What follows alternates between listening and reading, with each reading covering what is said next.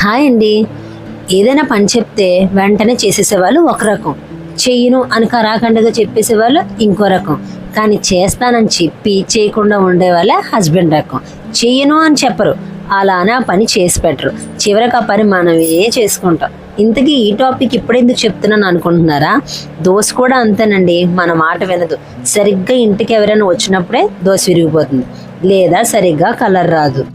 అయినా మగవాళ్ళు ఖాళీగా ఉంటే మనకు అస్సలు చూడబుద్ధి అవ్వదు కదా, ఏదో ఒక పని చెప్పాలనిపిస్తుంది. వాళ్ళు అంతకంటే తెలివైన వాళ్ళు, మనకి హెల్ప్ చేసి పెట్టరు, చేస్తున్నట్టు నటిస్తారు అంతే. చివరికి ఆ పని మనమే చేసుకోవాల్సిందే.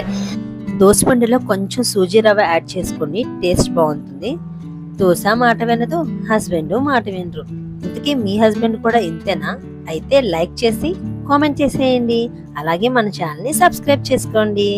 Bye bye. Thank you so much for watching.